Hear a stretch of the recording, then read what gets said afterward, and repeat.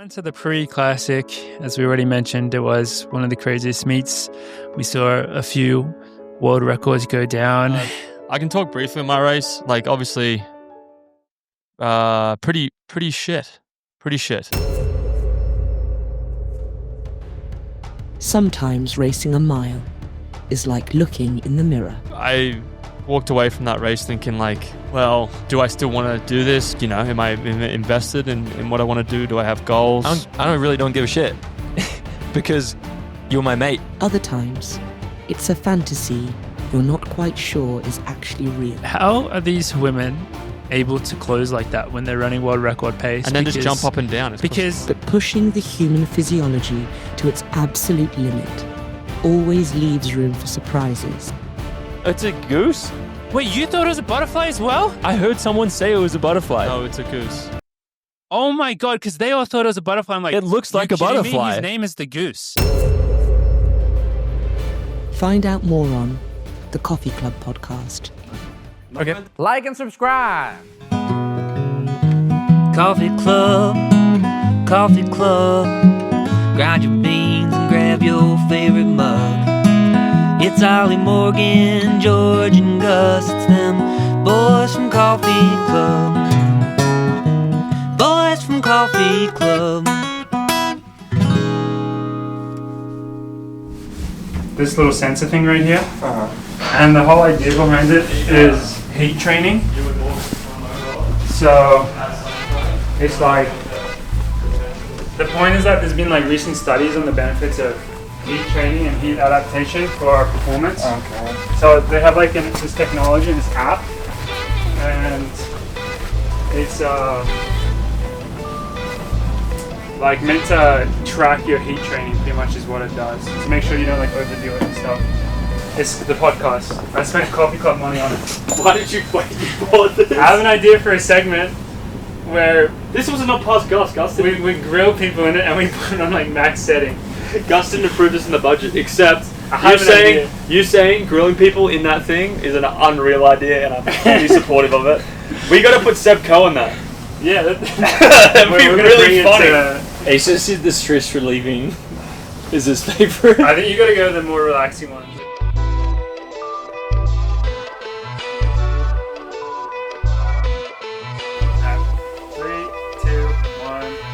Hello, everybody, and welcome back to the Coffee Club podcast for episode 194. We are very excited to be back with you all on this beautiful Tuesday. Oh my God, it's Tuesday today. Crazy. It's Tuesday, isn't it?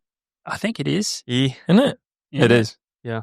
Well, we have lots of fun stuff to talk about today, mostly a rundown of the Prefontaine Classic, which was, as per usual, a quite spectacular meet. We had a great time watching it. Ollie obviously is competing in it. Going to get into all of that. Going to do a little bit of chat about heat training today because we got some questions from our Instagram. Thank you so much to everyone who did end up sending in questions. But before we get into all that, Ollie does have a lovely bean shout out. I do, yes. Triple threat. I'll start with the one I got in my favorite place, Eugene, Oregon. Farmers Union is the spot that we usually go to. It was closed on the 4th of July because they were celebrating their victory over the British. And so I didn't get the chance to go the day before, but luckily I went with Nikki, Heather McLean, Sage, and Olivia.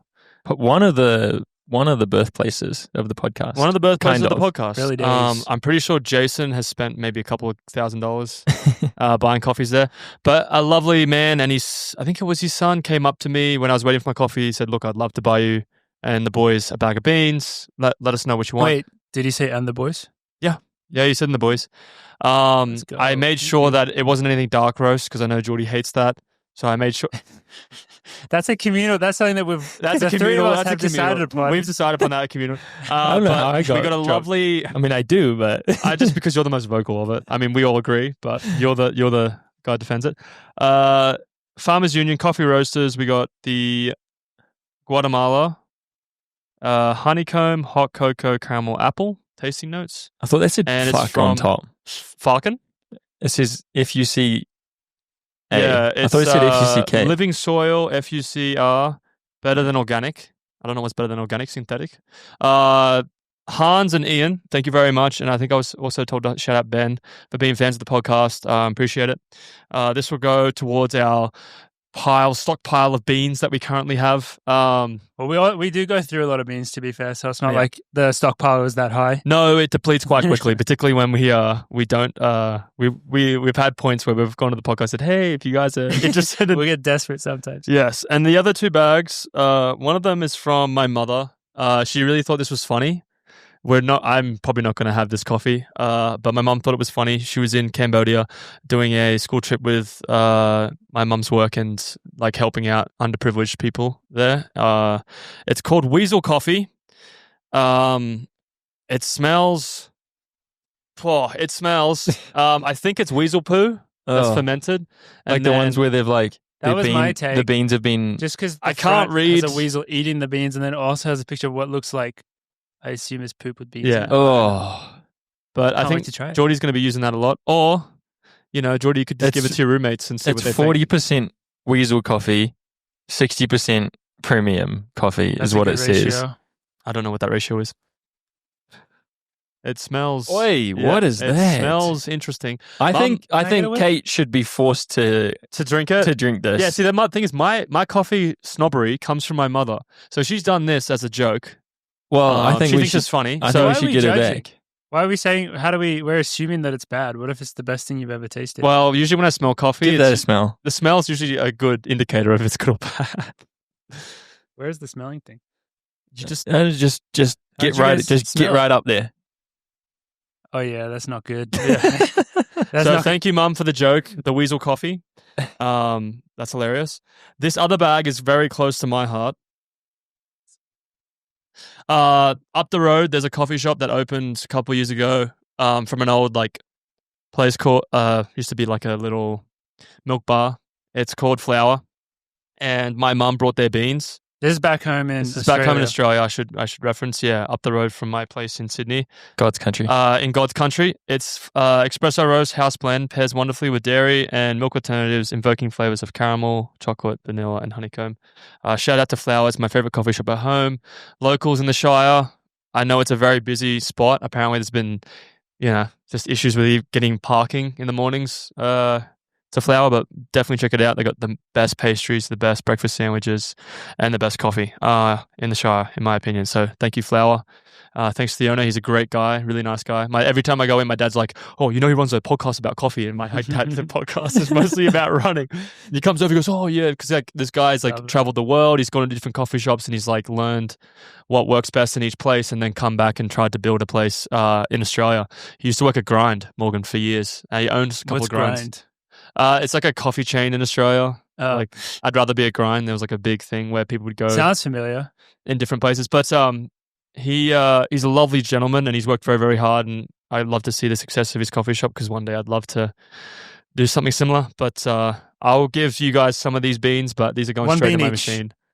If you're good, 2 beans potentially. But that's the coffee shout out. Thank you for the beans, Mum, and thank you, Hans and Ian. Amazing. Thank you guys so much. And to round out the shout outs, we have a big happy birthday actually to Tom's dad, producer Tom, manager Tom, Womtang. Mr. Wang? Dr. John Wang. Dr. John Wang. Wow. Happy birthday. It's huge because Tom's actually he's coming to Boulder this week and he's going to miss his birthday because he's going to be here. So we would like to, on behalf of Tom and the 3 of us and Gus as well, we'd like to say a big happy birthday to Dr. John Wang. Does he listen to the podcast? What are the... I don't know. He's probably going to listen to this clip. I hope he does. He's going to listen to 30 seconds of this one at least. Thank you, Doctor, for sharing your son with us. Yeah, we appreciate it. So, without further ado, I think we're going to get into a bit of core 2 heat sensor heat training talk. First off, I think before we get into the questions, we should just do a little round of talking about how heat training is going. I know that we have a spectrum on the podcast of how it's going. I'm guessing we're going on all of us. my Maybe end we'll go. Let's start down here. Let's go. Yeah. So we're starting at my end of the spectrum where heat training is intensely not a priority. It actually is because so you know how you have the little AC units? So my place doesn't have AC and it's on the 3rd floor. It's one of these buildings that retains heat extremely well and the windows are positioned in a way in which there's no breeze coming in. So it's very hot. It's so well designed. It's so well designed. Luckily, I'm getting out of there. But the AC unit tells the temperature in the room. So you can see what the temperature is. Yesterday, when I was playing video games with my squad, particularly I was playing something with Kai Robinson and Joe Klecker, we're getting some dubs. It was 89 degrees. Wait, is the AC Fahrenheit. unit not cooling down the house? Well, I didn't turn it on. Oh, so it's just Because he's serious about heat training. yeah, smart. So what I did was I thought, well, That's extremely hot. I'll put the core suit on inside the house. and I'll wear it. But did you though? Wait. I put the core suit on and then I checked the weather and it was, the temperature in the room without putting on the AC and it was 89 degrees. I put the core suit on. I sat down for 5 minutes. So much sweat dripped down into the controller. It broke my controller. No, so it I had to didn't. use the second one. Yep. I Well, believe my the controller was story. I old. believe the story. My 100%. controller was old and it was kind of fidgety, but like the bumpers weren't working. The home button wasn't working anymore. And the sweat from my wrists were going into the controller and it destroyed it. So my core suit was then fully removed. I went and had a cold shower and I turned the AC on. So that's my heat training so far. Did you find out what your core temp was? It was like what would you guess it was? Yeah, that's probably. It was definitely in the 80s. He's dead. You did. You're It was literally very dead. definitely in the 80s. The Just core for temp, that's where's that 80 Fahrenheit or Celsius? whatever the C is. Yeah, because then I you're went, dead. I checked it and it said that Either way, you're dead. it came up with this notification on my phone. It said, Core Center, you have beaten George Beamish's heat acclimatization. The leaderboards. You're the most heat acclimatized person anyway. And then it just had a little message under it saying, #smoky hot. So I guess from Core, thank you, Core. I am the smoky hot. Yeah, smoky You hot. when you just went straight to 100. Straight to 100. It was 0 to 5 minutes. My plan is, I think Joe was talking about potentially doing doubles in it. So once I'm more settled in, maybe after London, and I'm kind of established, I might try and see if I can do some doubles, but I'm potentially going to try and do a double on Wednesday, Thursday in the suit, running down the Creek Pass. So if anybody sees me in a Walter White suit, outside, just fair warning, like I am actually a serious runner and I'm really working on my core temp. And also the suit looks really nice to run in. They'll understand. Looks pretty nice to sit in. It was nice to game in for like 5 minutes because I thought I was really getting some benefit there. And then all of a sudden my controller broke because of all my sweat. Morg, are you feeling warm over there? Yeah, for anyone who's listening, watching, I am in the suit right now. I'm feeling, I guess, warmer than I probably would be if I wasn't wearing it. But luckily the room for me, well, not luckily for heat training purposes, is pretty cool. There's a cool ambient temperature around here. So not really gaining the benefits that I'd like to be seeing right now. I'll check in on the heat strain a little bit later in the pod, but I think I'm sitting at a 0 right now, unfortunately. But we'll see how it goes. I'll give some updates throughout it. But, oh yeah, there will be a link in the description to go get. Link in my bio. Yeah. Or in Ollie's bio to pick up your own core sensor. Link in my bio. And still Check send it, if you do buy it, send us an email and we'll hook you up with a Coffee Club beanie to help out with your heat training. But my heat training is not that different from Ollie's, to be honest. I don't know if I touched on this last week, but I've been in a stage of my training where I'm just like returning back to training, essentially back to higher level of training.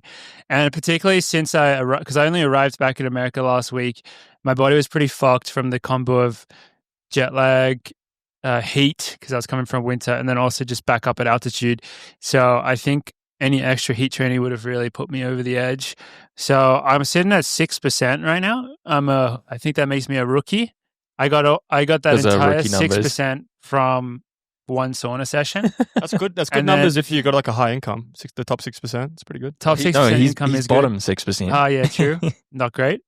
But I did get an extra 2% from some training, but then I lost that. So yeah, I'm sitting at 6% right now, which I'm pretty happy with because I'm kind of playing like the long-term game with it. I'm not trying to get to 100 too quickly.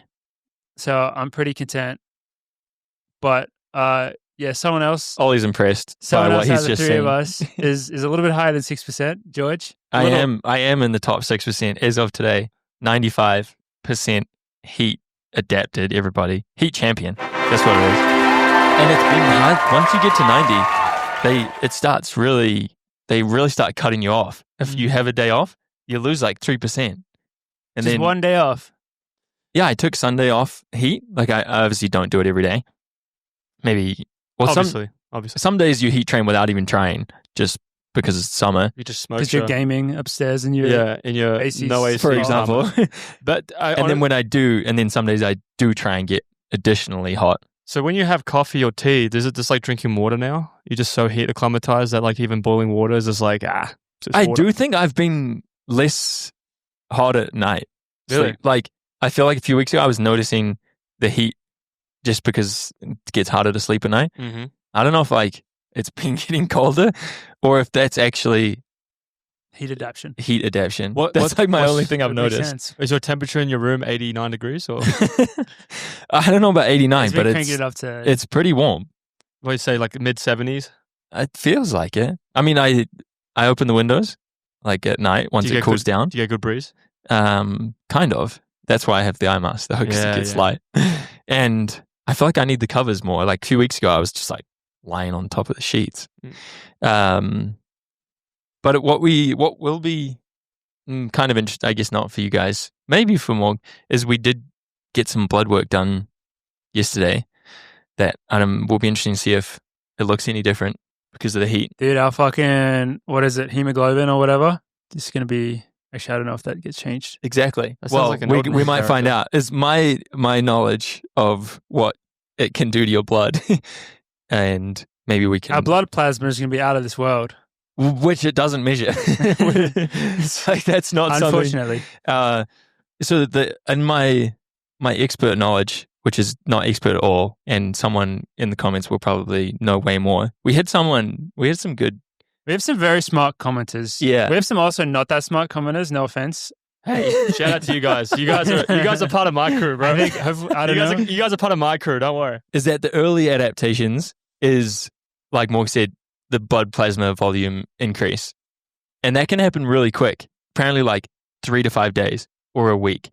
Like somewhere in the early time, you can get like your blood plasma. Someone I think in the comments said it can increase by like 1 kilogram of blood.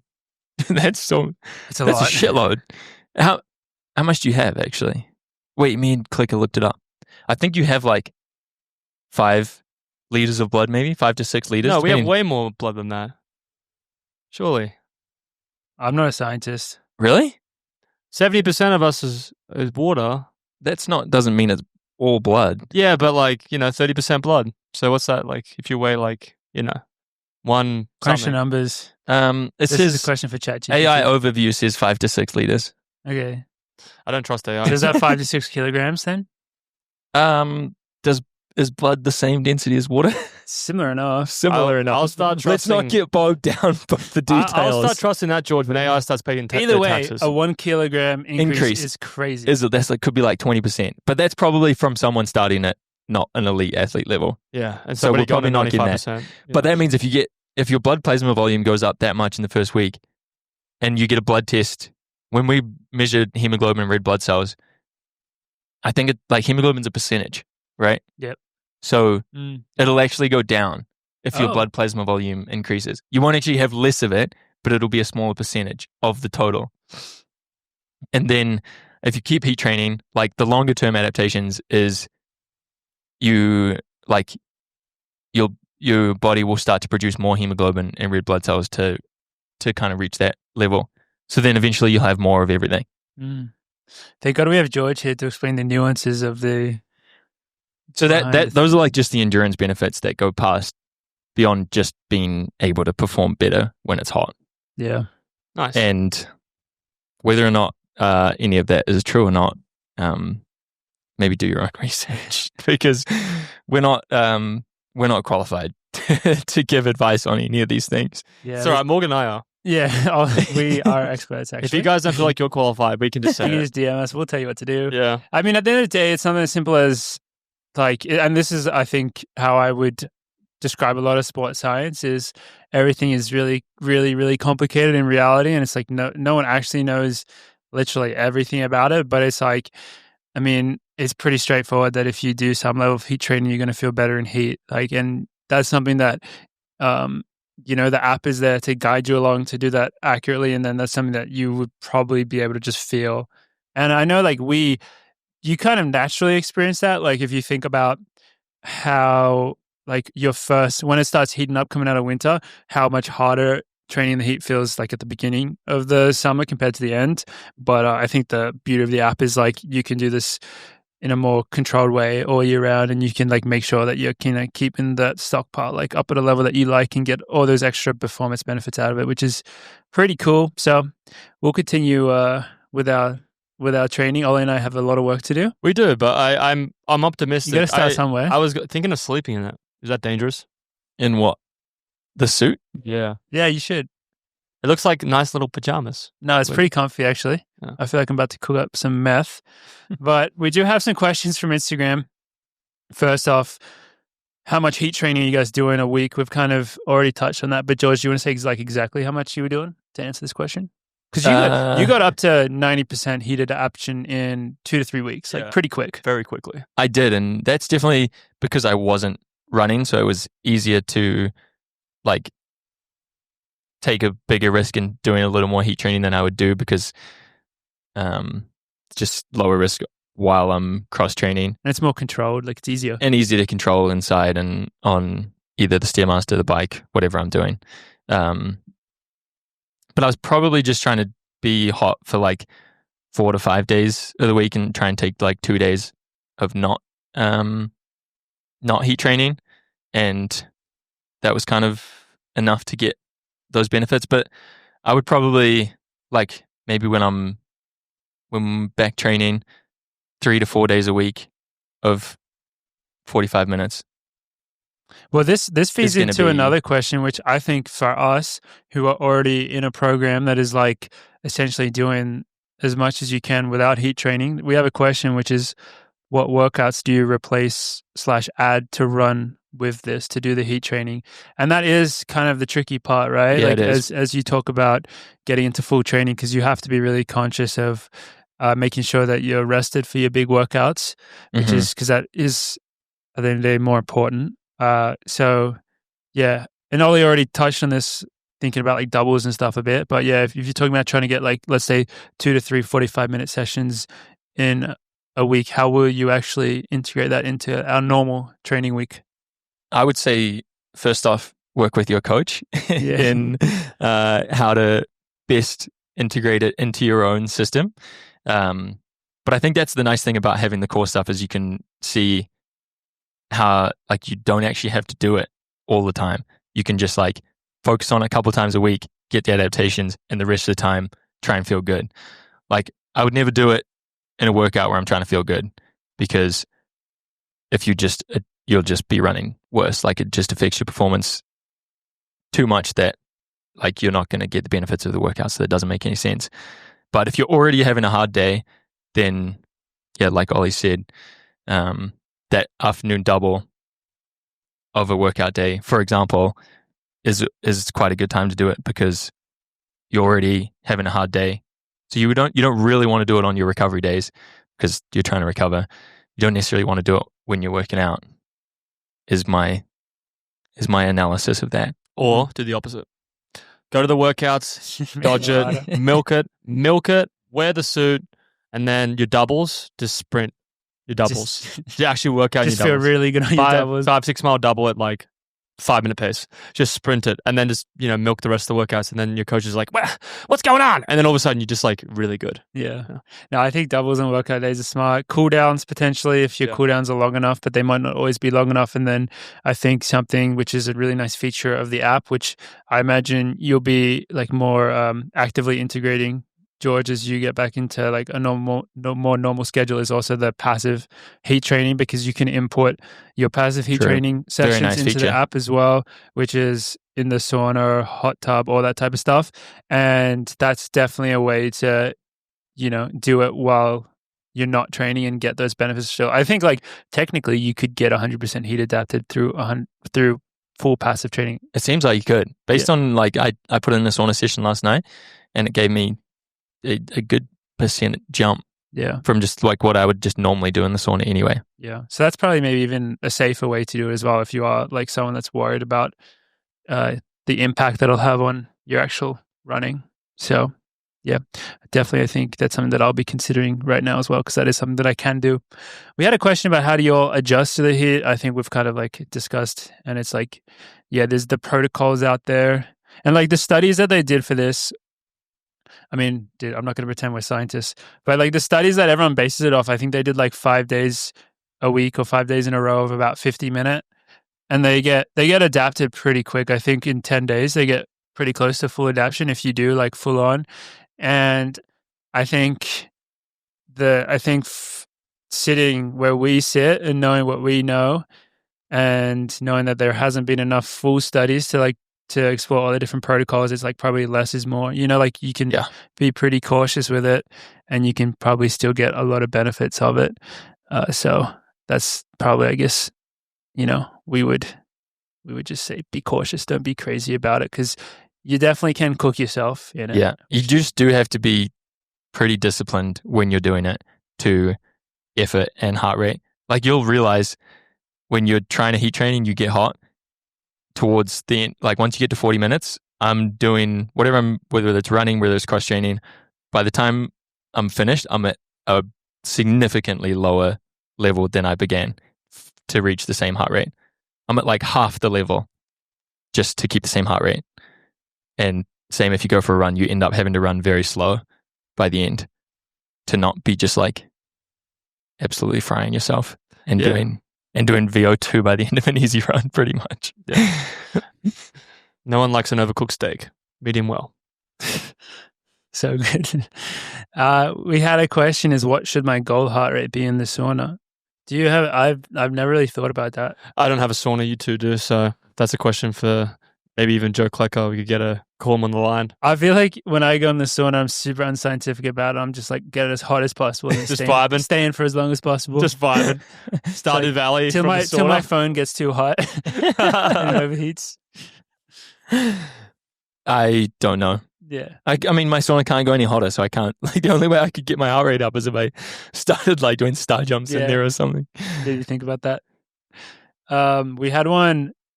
Why does it always feel like I'm about to pass out? Also, is heat pace adjustment real? Which George already said, yes, it's very real. If you feel like you're about to pass out, that's not a good sign. Is that how you felt playing video games? That's how my enemies felt when I was wrecking them until my controller died. Passing out, I mean, if you're feeling like you're about to pass out and you're dizzy, what do you think that could potentially be? I think personally, because I'm a big person of dehydration, I dehydrate quite quickly because I don't drink enough water. And I know these two fellas drink a lot of water. So potentially, like when you're doing, particularly if you're at altitude or sea level, I'm also not an expert, but from my opinions, that you should be drinking excess amount of water when you're doing stuff like that, because passing out is probably a sign of either dehydration or something. Yeah, do you want to speak on, George, the protocol for that you're meant to do in terms of weighing yourself and sweating? I think I made it up, but I don't know. Actually, Clicker told me. There's something you meant to replace, isn't it 1.5? That's what Clicker said. Oh, and he got that from the core people. Okay. Yeah. Replace 1.5 times what you lost over the course of the day. I thought and I did weigh myself one session. Oh, it's over the course of the day, not just specifically in the session. Yeah, because I told Joe that. I was like, dude, I in an hour, I did like an 80-minute session, half of it heat training, half of it normal. And I lost like over 5 pounds of fluid, which is like 2.6 liters or something, which if you're like using normal like bike-sized bottles is 500 mils. So it's like, that's like 5 of those bottles, and 1.5 times that would have been like drinking like 8 botters in an hour. So I was like, and then he's like, no, over just like in general, make up for it. Yeah, there's no, I don't think dehydration training is a thing. I don't think so either. So don't do that. Yeah. No, so you just definitely got to be smart about that. We do have a question, which is more just about like training in general in the summer. On super hot days, when you have shorter rest workouts, 90 seconds and below, how do you get your core temp lower? I find myself always overheating and on the opposite side of the track when I need to be cooled off. And I think what we would say is that in the summer, when you're doing, if you're doing a workout, especially with, I mean, any track workout, we're going to assume is quality workout. And if you're doing it with short recovery combined with heat, that's going to be really hard. So we actually take a bunch of strategies to try avoid the heat on those sessions. Like we're really trying to not have heat be a factor if we're trying to get a quality session in, because it is going to be an extra stimulus that is kind of out of your control and it will have an impact on you. So we've started training earlier in the morning, which everyone's really enjoying. Particularly hard. Yeah. And then one other thing, which we don't do this very well, but I think this is like kind of a no-brainer, is that you should probably bring a cooler to your workout with ice and like towels. And like you should be, if you are like, let's say you have to train in some hot weather, like you should be cooling yourself off in between reps. Like that's definitely actually going to have an impact on how well you can run. So like, do you know what I think we should experiment with? Is internal cooling. What does that look like? Eating ice? Eating slushies, yeah. Yeah. It's kind of like a no-brainer, really. Because brain freeze though, guys. Come on. Dude. Yeah. People make, Tough. there are like frozen gels out there. Like brands make like gels you put in the freezer and then you take to the workout. I mean, an ice block essentially is. Yeah. I haven't experimented these personally, but I would like to, / I feel like that's how you cool from the inside. I mean, also just like cool from the outside. I was thinking wearing an ice vest with those things in there. So then like when you're running, you just pull one out. You eat them? Bang. And then keep going. And then throw it at Dathan. That'd be amazing.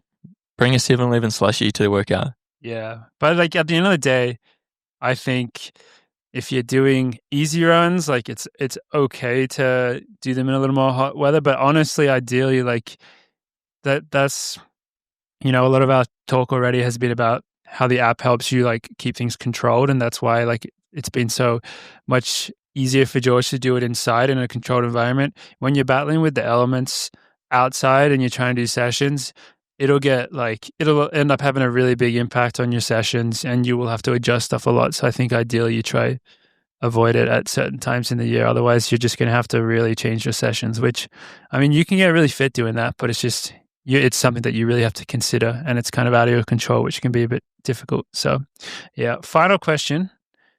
Is heat training still beneficial, if not specifically to race in hot conditions? Well, isn't heat training the new altitude, George?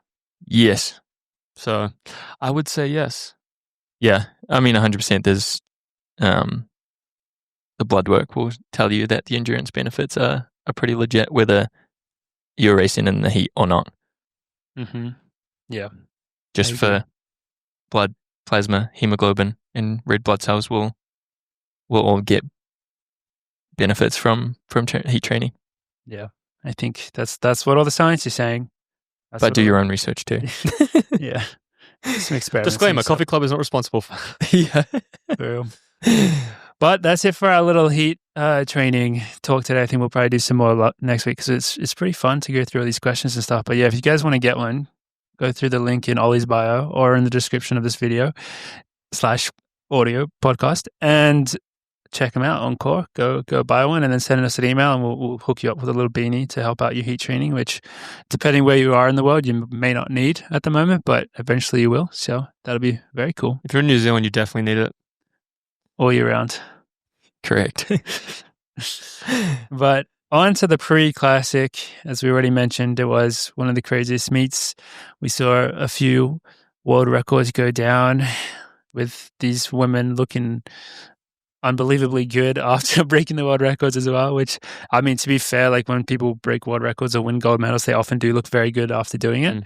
But just crazy performances all around. You know, you guys know the drill. It's one of the biggest companies or the biggest company forcing most of their best athletes to go race there. So you know, you're going to, and they set it up pretty well. So they do. Well, a particular athlete I roomed with had to race on a stress reaction. Otherwise, whoa, that's some inside drama. Can't wait for what that is. Wait, is this public knowledge?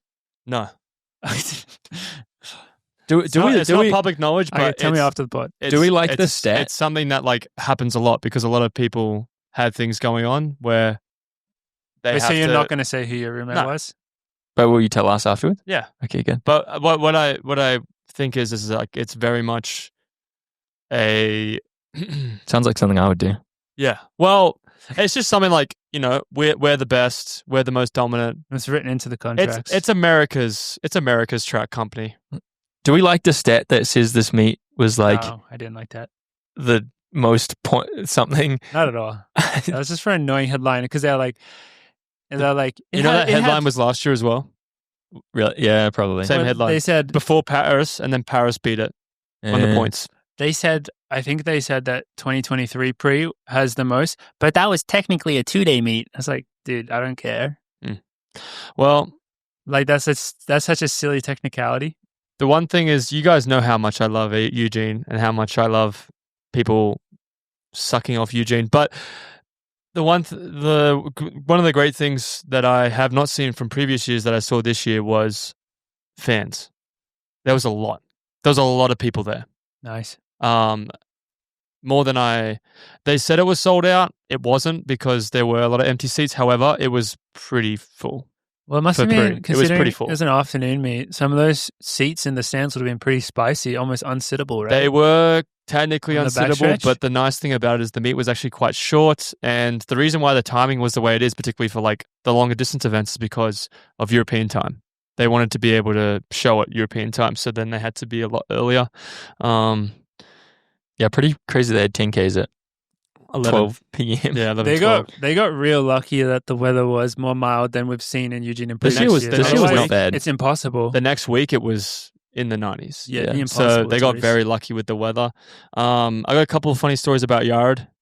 If you guys want me to crack into them. Let's just go ahead. Why not? Yeah, so the Yard Chronicles is he gets there and he doesn't like going outside much because he gets swamped. And mostly he gets swamped by people wearing a lot of Nike gear, and he doesn't like that. But the funniest thing is there's two-part funny thing. Part one, we all know who Ryan Benjamin is, right? Geordie? We do. Morgan? So we were Yes. at pre-meet, and, a lot of people come up and go, yeah, the goose, man, good luck, man. Yeah, go crush him.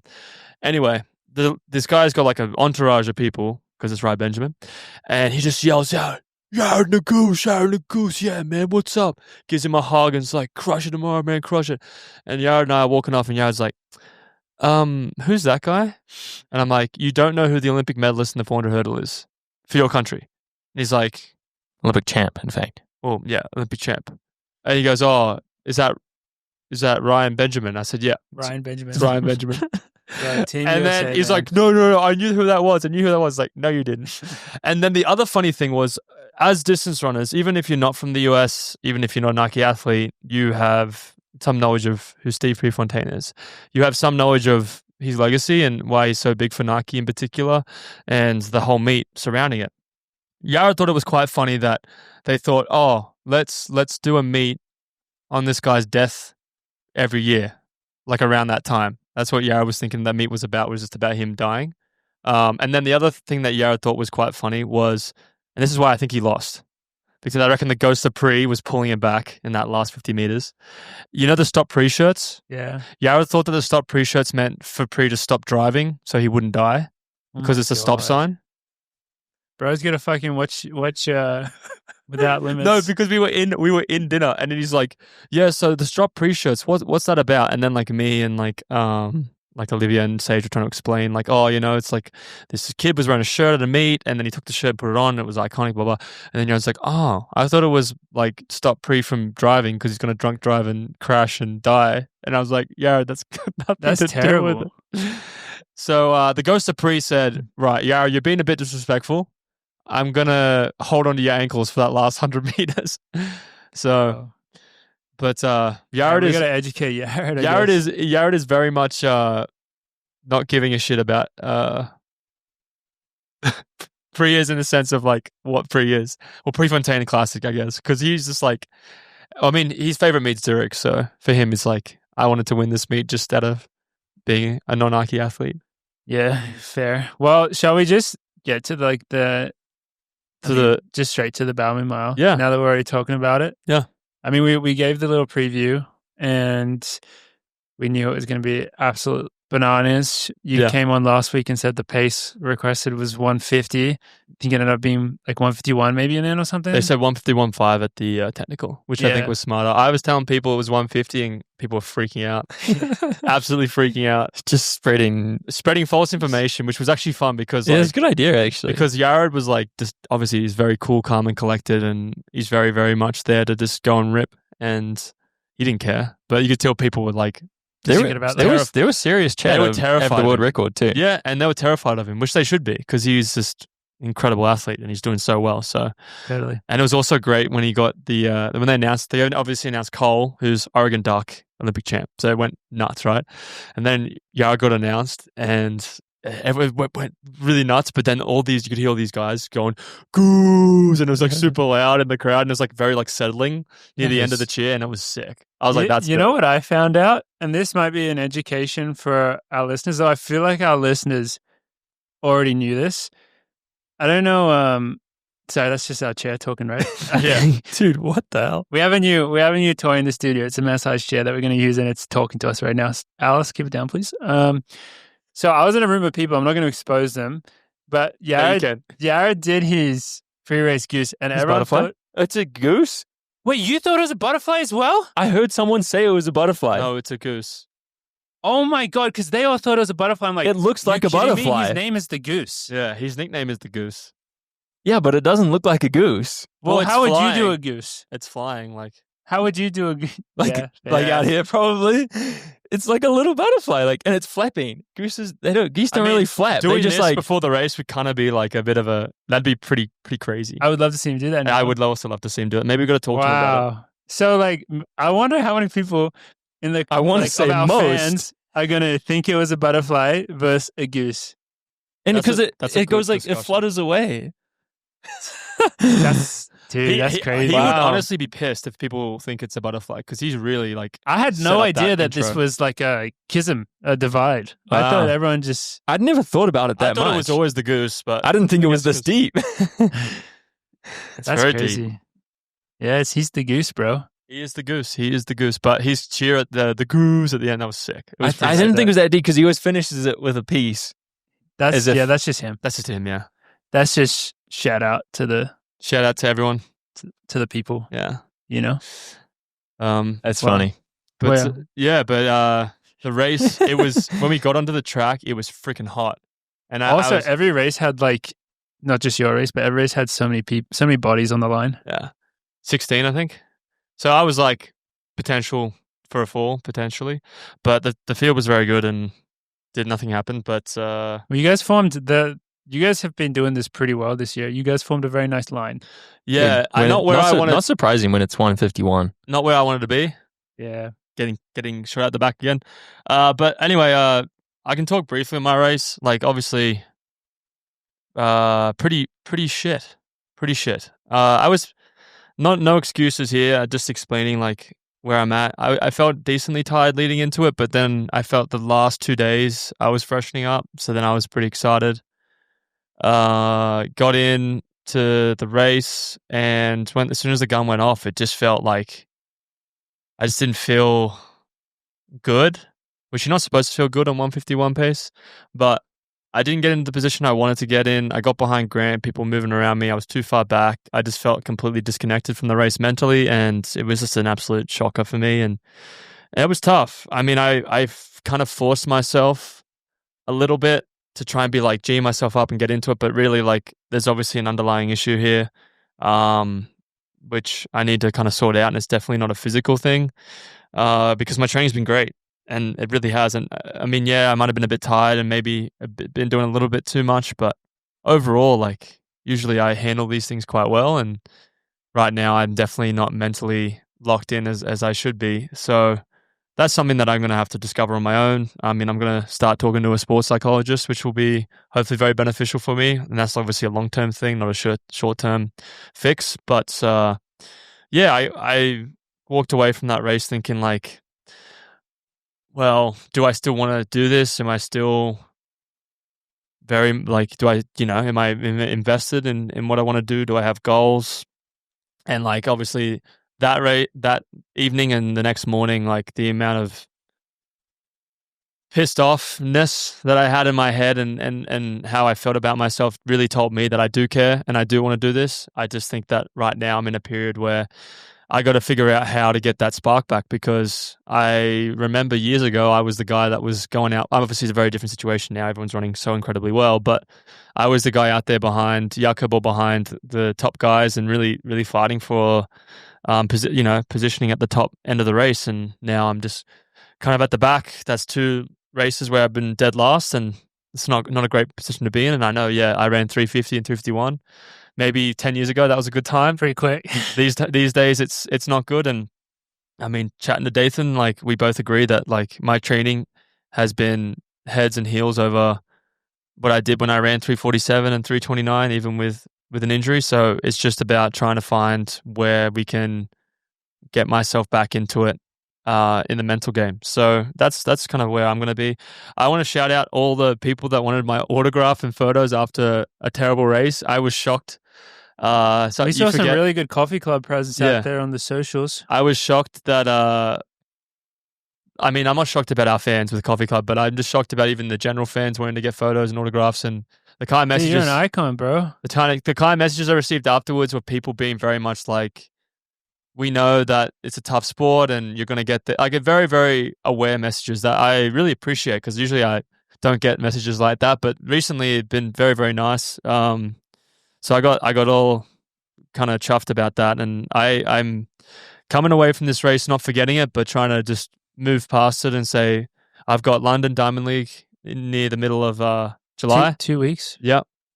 And my body came off that race incredibly well, because honestly, I definitely had more to give. So going to that race, I'm going to have to really try and figure out how I can put myself mentally in it.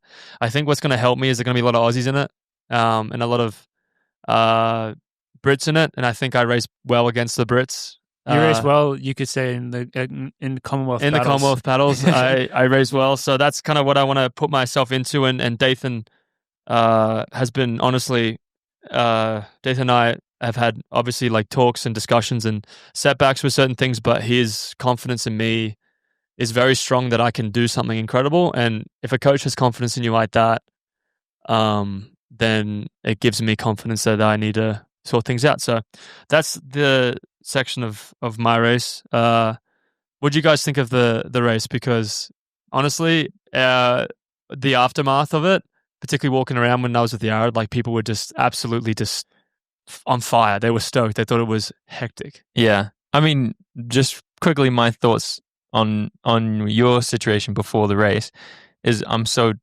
happy to hear that, but I'm not surprised that the fans still love you and you're still getting great support, because that's how it should be. And like, we all know that you can be hard on yourself after these things. And I'm trying not to be right now. And you've said before, like, quote, people only care where you finish, something like that. Like, that's not, I care a little bit where you finish, because that's something that's important to us, and I know. But in reality, I don't give a shit, because you're my mate, and yeah, I'd love for you to win. I would, but also, you're still my mate when you come last, and it really doesn't matter to me. Like, in our relationship, that doesn't matter to me that much, and I'm happy to hear that. Fans feel the same. I thought you were going to have a go at me about heat training. I was like, fuck. I was going to, because it was hard at the track. I was like, fuck, George is going to be like, you should have heat trained, bro. Just like, I care about all those things, but mostly, like, we just care about you and whether you're enjoying it or not. And okay, yeah, maybe you're going to enjoy it less when it's not going that well. Yeah. But, there's more important things on that one day. And we believe it's going to turn around. It'll all work out. And us in the Coffee Club Army. Yeah. It'll all work out. I mean, we've seen how people can't all have similar careers to Yared or to people that are just consistently going to always be there, A lot of people have ups and downs. I mean, I had a long cool down with Jake Whiteman, and hearing his kind of struggle, particularly coming from world champion to just not being able to race, and compete and be the athlete he is, it's very inspiring to see his mental state and where he is, because that race, maybe for him, it looked like, oh wow, that was 3:47, that was amazing. But for him, he wanted more, and he was very, very happy with where he is. But he said it's taken him almost 2 years to get to a position where he's like, okay, I can compete with the best in the world again. And people don't have that linear progression all the time. And I think between the three of us too, we've had, successes and failures. And that's the one thing about the sport is you can't hide behind anything. And it's a great thing when you can adapt and learn and progress in your own way. So I appreciate that, George. It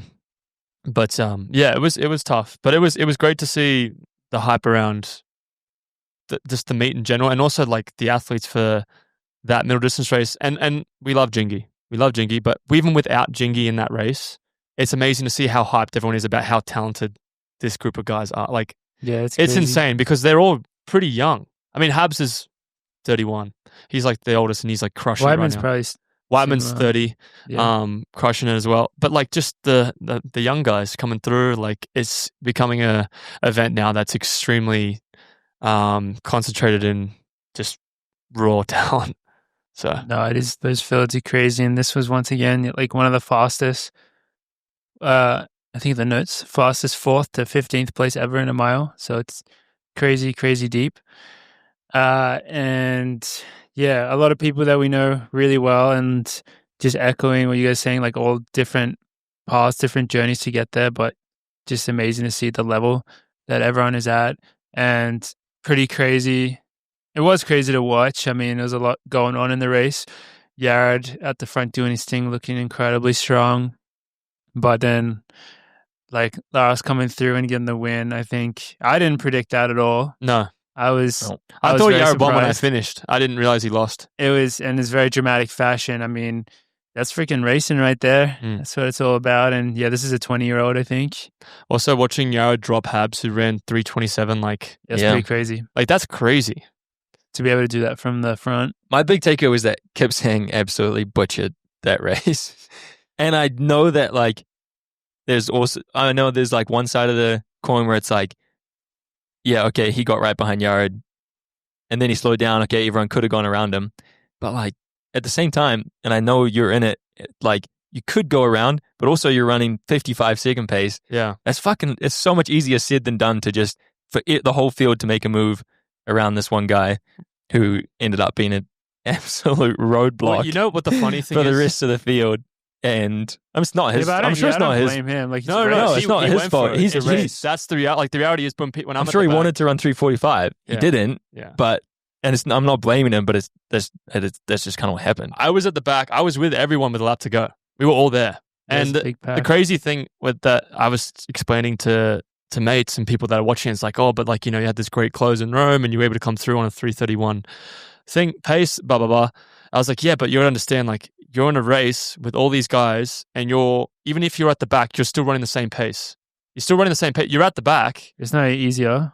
It's not any easier. Like, if they're at the front and they're running 55-second pace, you might have been pushed back, but you're still running a similar pace. You like making that jump from a 55-second pace, you'd have to run 54 to like kind of pass people. Like it's an That's insane, exactly it. Like everyone's running so quick already that what you saw in this race was Kipsang started to slow down because he couldn't go with it. And then there's a split second of hesitancy from people behind him. And then the gap is already there. And then it's insurmountable. Yeah, And once there's that Hobbs little tried to go for it. hesitation, Yeah. like it's so hard to then be the guy to bridge the gap. Yeah, and Hobbs tried to do it, and he's someone that ran 3:27 2 weeks ago, and I think you saw the effects of that a bit on the last lap. I mean, he still ran amazing, but I think, yeah, that gap opened up real quick. Because then no one wants to be the guy to pull the rest of the field back to the front. Like no one wanted to be it, so then they're all just like, I don't know, sitting around. Yeah, and that's the So, first time. They're still running super quick, which is And crazy. still, the field still ran,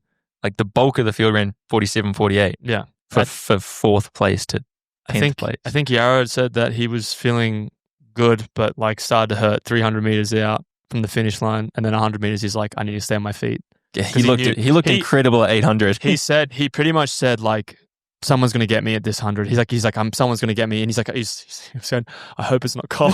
Anybody but Cole. He's like in his head, because when you think about that, you're like, you're in so much pain. He's in so much pain. He's like, I just got to get to the line. I love Jared's interview. Yeah. about talking about he was like the whole plan was to go for it no matter what, like see how fast he could run, whether it's the world record or not. And then he was like, yeah, I pretty much died harder than I ever had before. And he was like, if I saw someone running that slow in the last 100, I would also try and catch them on the line. Yeah. So he gave like full credit to the guys coming up behind. But Laros, you can see him. He was like, if you watch, when I watched it, watching Laros's face, he was like, oh, I'm going to get second here. Like, you could tell he was just going for a good stride at the end. But then when he got to a certain point, 30 meters out, he's like, fuck, I can win here. And he just went and won. That's how you get that last extra boost. Yeah. Like, your eyes light up. You're like, if Yared looked like, I'm not saying this would happen, but if he looked a little stronger or looked a little bit more out of reach, then Laros would have just maybe not switched the gas off, but he wouldn't have been thinking about it. But you can see when he starts to think about, oh, I can win this. And we got to give like so much credit to Lars's last lap and his last 200 in particular, because even though Yared looked like he was slowing down, he actually was still closing really fast. He's still closing 56. I think he ran 56. Like, he still closed really fast. Laros ran like, so I don't even know what he must he have must have done. been 2 or 3 seconds back at the bell at least. 50, must have been like 52, 53. I don't even know. Crazy impressive to run at 3:45. And so lots of good results across the board, I think. Actually, someone who I thought had not the day they wanted, but still a pretty good day was Cole. So he ended up coming 4th. So I think that's a step forward for him. I do think, like, I mean, last year he ran 3:48 and then won the Olympics. And this year he's run 3:47. Crazy to think about it. He normally gets his timing pretty good. So we'll see how that develops. Yeah. I thought you were going to say Hobbs. Hobbs? Hobbs was, what did he end up? He was frustrated at the end. Everyone was just so hard on themselves. 9th? No, Hobbs was 10th. 10th? Yeah. 3:48 after running, didn't he run 3:46 at Millrose? He was right with Yared. 3:46. 6 or 7. It Must have been 6. almost feel like it was 6.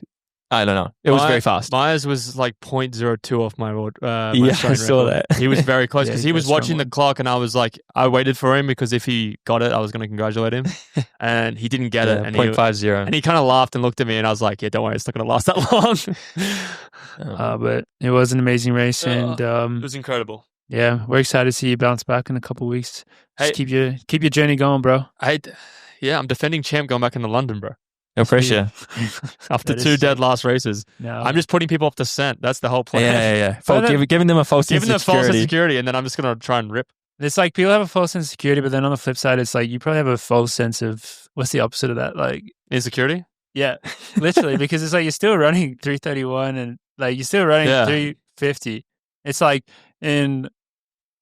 obviously, yeah, you want to be at the front, but it's like, I mean, George just mentioned Colt running 3:48 and being Olympic champion. It's like the difference between people is so small now. So Yeah. if you figure your shit out, especially at the right time, it's like it's much more about just timing now because everyone's at like that kind of level. I'm excited for 15. I was about to say, I'm maybe sick you of- need a sick of 1500. Because like the Rome 15, like I just didn't get a good position, but I felt amazing. And then the last 300, I fucking ripped. So I'm hoping to be maybe more positioned up in the middle or at the front. And that extra 100 is just yeah. Well, the thing with the mile that I'm starting to get frustrated with as well is that curved bend start is not good for me. That's different. Yeah. It's just not good for me because I feel like I'm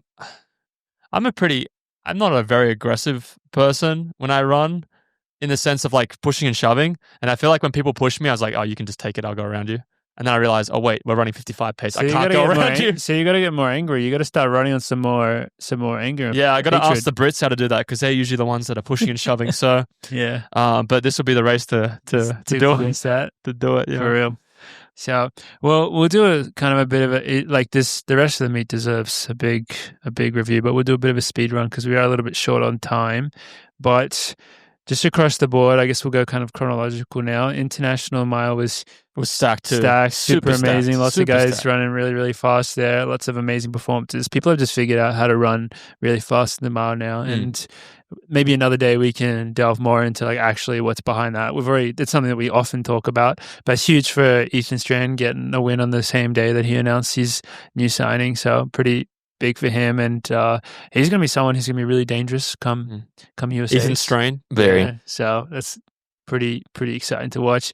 Had a crazy men's 10K, which I didn't actually get to see this because probably I don't know if you did either, George. I don't think it was streamed. It was. I think it was at least not where I was on watching. something. Maybe you could watch it on USA TFT. I don't actually know, but yeah, it wasn't on the mainstream because it was before the window. But it was essentially it was the Kenyan trials, and then it was also I think the way the Ethiopia is selecting their team. Well, I said team twice there. The way that Ethiopia is selecting their team is based on whoever runs the fastest in the period, which I think it's going to be, I don't exactly know how it's going to work out because they all ran so fast last year. So I don't know if they're just going to go off last year's times because they didn't quite run quick enough this year. But regardless, it was super, super stacked. The one, 7 people sub 27. Big shout out to Kurgat for everyone that's been following along his story. He was the top Kenyan finisher. So he's got his spot on the team after if you recall 12 months ago at this meet, he put on a real ballsy run, but unfortunately just missed out in the 10. He ended up making the 5, which was cool. But yeah, he's on top for the 10 for Kenya this year, which is pretty cool. But yeah, I think personally, at least, I was really excited to see Connor Mance because he's just been absolutely on a tear on the roads. But sharp new haircut as well. He looked fresh. Did he? Yeah, he came out in the lobby, and I thought, that's a quick looking I've been haircut. watching a lot of Secret Lives of Mormon Wives, and I'm really looking to see him on there. And he just running past them when they're at the I don't know. Are the husbands ever on there? Yeah, dude. It's the I've never seen dad it. talk, bro. Dad talk. Dad talk, like mom talk. Oh. Like they're like mom talk, and then there's dad talk. So season 2 is over. This might be another episode. They're currently filming season 3, but the show is so popular. It must be doing so well for them that they did a recap of season 2 special where they brought everyone back and in like a room together and did like an hour 40 special where they all like discussed and they had all the dads there and stuff. It was. Do you think it's electric. like making people convert to being? Do you think it makes people want to be Mormon? I cannot imagine how much the church hates it. They must it's like really the worst tired. thing for their brand. Yeah, it's not a good brand. I mean, the thing, reality shows are massive, like Love Island. Well, they're right getting now. paid so much money to do it. Like reality shows in general. Maybe the church is taking a cut though. No, they take a cut of everything else, don't yeah, they? they take a cut of their income, so it would be they would probably be taking a are. cut. Technically, passively they'd be. Dude, I don't even know if these people are classified as Mormons. Like technically, They're I don't know how that part works. of the community, but they are part of the community. I don't know how that works, but do you know what one of my big? I would like to see Connor Mance on the show. Yeah. Going away from the 10, do you know what one of my big predictions was? I thought Nikki was going to get Shelbo's record in the 15. which is what Stacked 354? race. 354.99. Nikki ran Nikki was. 355 for the second time. I think they've run 355. They were pretty happy couple with it. I times. think they were. Yeah, I mean that was another one of those just crazy 15s. Jess, and halfway world through, record. I was calling Jess for the win. She looked was amazing. looking so good. Jess looked amazing, but not quite as amazing as Faith. Yeah. Faith's last 100, she looked like she Yeah. didn't even care. She was like, I don't care. This is what I wanted. This is what kind of I hinted at before, and it's the same thing with Chibet with Beatrice in the 5K. Like, how are these women able to close like that when they're running world record pace? and then just jump up and down. Because we're at the point where, I guess in a men's world record, you would think they're closing fast, but like in the mile, for example, dude, they're running even splits. Like they may be slightly negative, but like not really. The amount of negative split, the amount, like how fast they're able to run in this last 200 to set these mind-boggling times is just unreal. And yeah, we saw that with both Faith and Beatrice, and it was absolutely Sub 14. amazing. First time. First women's sub 14. It's hard to comprehend that. So, yeah, freaking crazy. I don't even know what else you can really say about that. Great pace making from Sage. Sage was extremely nervous, and like Big payday. I don't think people would ever understand. Like you're nervous for a race, but pacing, you're with a With the lot world of records pressure. on the line. With a lot of pressure. Imagine how much more nervous you would have been without lights back in the day. You'd actually Yeah, have that's to way be like, harder, huh? Yeah. it must be a lot easier But now. Sage is really well. And I told Sage, I said, now like Sage is her golden ticket to this is world a records. problem Two now. from two. Yeah, it's a problem now for you, Sage. And she said, what do you mean? I said, you're too good at this now. Faith's gonna say. just like say, I'm only breaking world records with Every Sage. time. And Sage is going to have to like race, like do it every single time. Sage is like, hey, if they pay me, Yeah. take it. For real. So amazing performances there. We had Olivia racing in the women's steeple as well. She ended up 13th, 9:17. Got standard and a step forwards for her, which has been good to see. Now she has a few more weeks to just continue that trend going. But the women's steeple is pretty fucking bananas as well. The world record almost got broken in that event with a crazy finish as well. So that was, in line with the rest of them as well. Just absolutely bananas. And I think to round it out, the women's 800, crazy stacked race, just so many bodies. It was a weird race to watch. It was. And one of the biggest storylines from our perspective was the kind of return to the big stage for Athingmo. And unfortunately, she didn't have the best day. She ended up 2:03, looking not like herself out there, I would say. She had actually a real good candid Her interview afterwards was really good. Which I'd recommend people watching because she's pretty transparent. Yeah. She's talking about refinding her love for training and racing, all that stuff. Like, not everything in there is I'm gonna fully agree with, and I'm not trying to be hard on her, but like one of the things like they were saying is how hard it was to find like good races in the US. I'm like, the amount of good 800s in the US is a lot.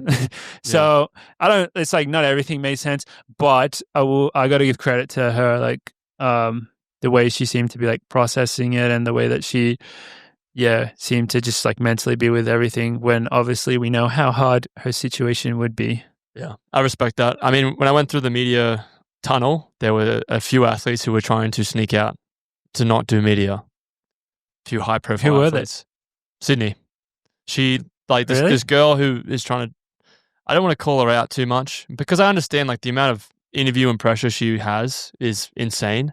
But this young lady who's trying to do a job is trying to veer her into the media thing. And she's like, can I please not do this? Can I please not? Like, and she was, like, adamant about not. And that's the sad thing is, like, the media is still, like, doing media and press after, it just seems like it really affects athletes. And I understand that because I've hated doing it. But seeing a thing do something like that, I think, is a very positive thing for the sport because it puts a light to seeing that these athletes who are superstars, who are godlike figures, are also human beings that have tough times. So, but people were trying to sneak out of the outside of, and honestly, if they were able to get out, I was like, respect to them, like the little cage on the side, like the bar thing, you just like trying to weave through. I was like, respect that.